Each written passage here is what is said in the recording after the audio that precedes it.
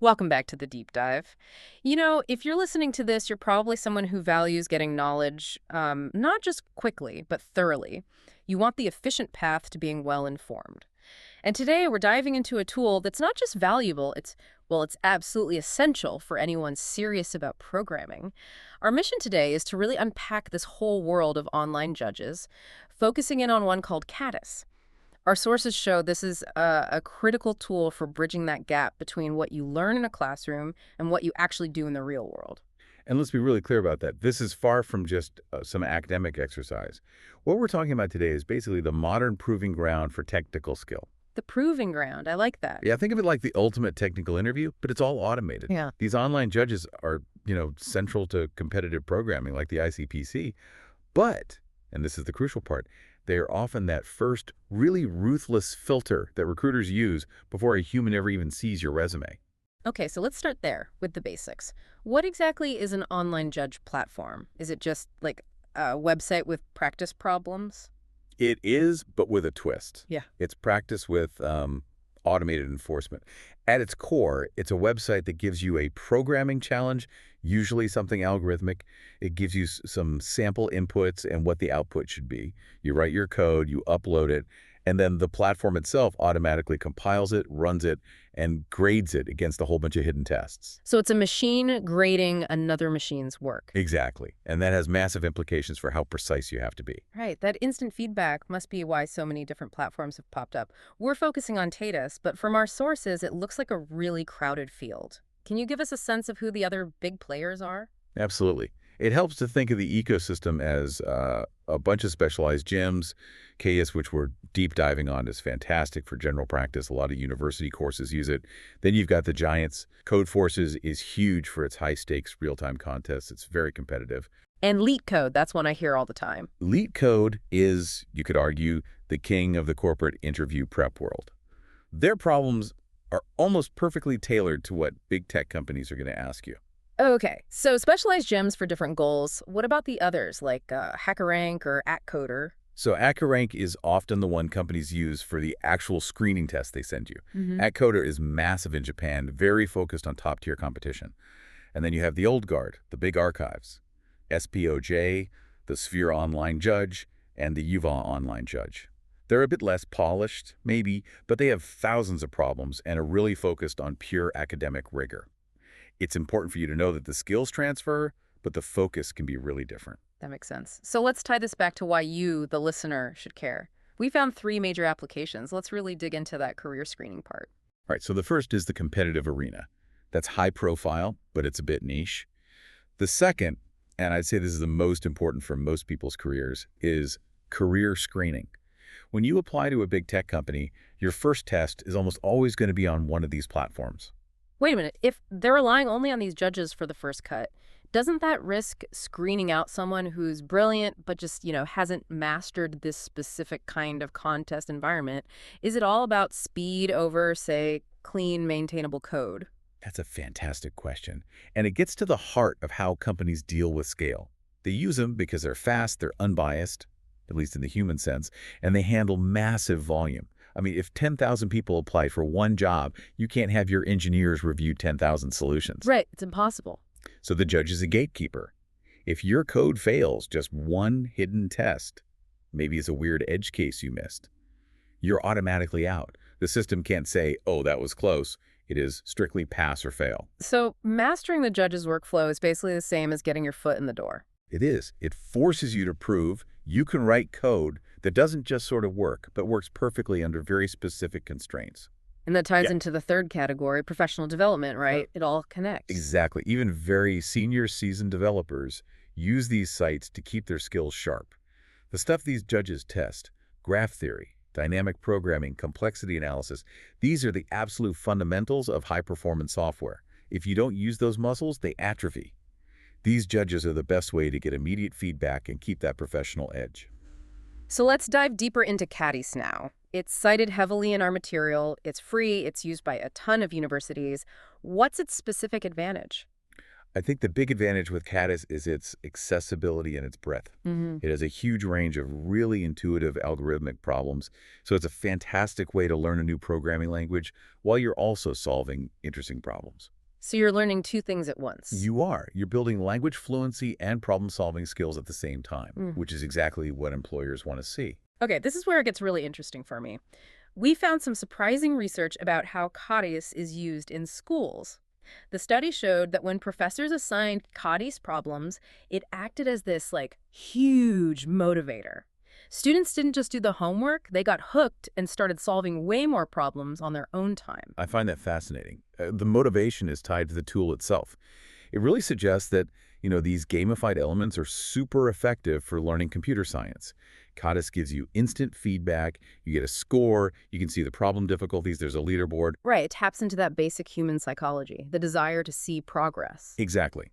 And that continuous engagement is what turns you from a novice into a really effective problem solver.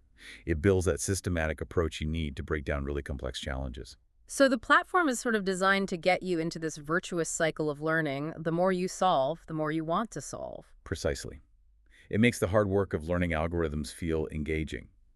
Now, before you run off and submit your first solution, there's one little administrative step. Of course. You have to create a free account. Kattis needs to be able to track your submissions and, give you that final verdict. Right, no anonymous submissions. And it's worth noting, for anyone just starting, Kattis has really good help documentation right on the site.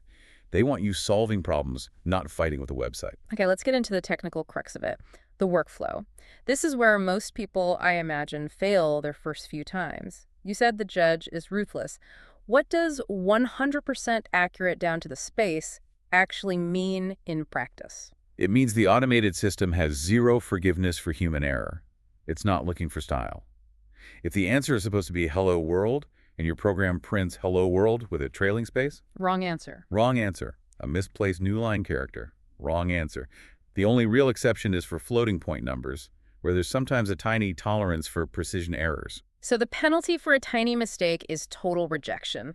That really drives home why local testing isn't just a good idea. It's the most important step. It is the most critical step, because those hidden test cases are just waiting to find any little flaw. You could try the simplest method, which is manually typing the sample input, running your program, and then trying to visually compare your output to the sample output. That sounds awful. It is awful. It's tedious, it's error-prone, and it's why programmers build tools to automate tedious, error-prone tasks. And thankfully, a tool exists. For anyone working in a terminal, which is most developers, the Kattis tool sounds like a total game changer. Oh, it's a huge power-up for your workflow. It lets you download a problem, test your solution against all the samples, and even submit it, all without leaving your terminal. It just streamlines that whole cycle. And to use it, you just need the problem ID, which, if you look at the URL, is just the word right after problem. So for the carrots problem, the ID is just carrots. Simple. You feed that ID to the command line tool, and bam, it creates a folder for you, downloads the sample.in files, the sample.ans files. It sets up your whole testing environment instantly. I think we should still walk through the manual command line way of doing it, though, even if you use the tool.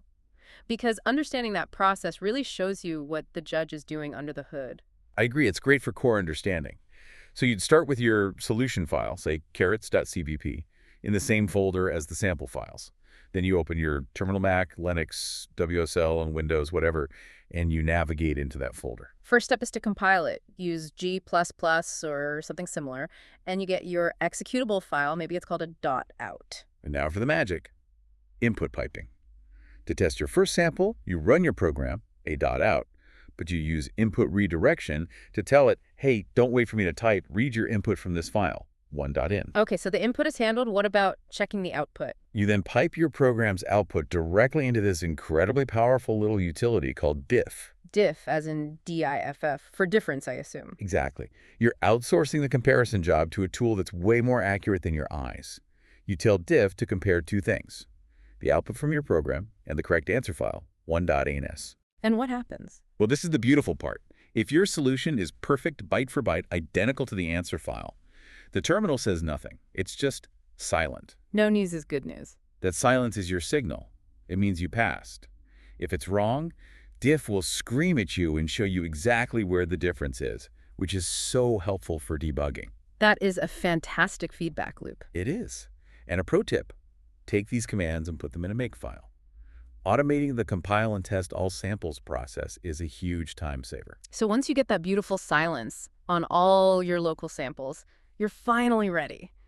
You upload your .cpp source file to Kattis, and this is where the real test begins. It is, because Kattis runs your code against all the samples you already tested, plus a whole suite of hidden tests. These are the tricky ones, the edge cases, the performance tests, and the verdict comes back fast. Hopefully it's accepted. But if you miss something, you just get a simple wrong answer or time limit exceeded with very little detail. Which forces you to go back and really rethink your whole approach, not just tweak a line of code. That's the whole point.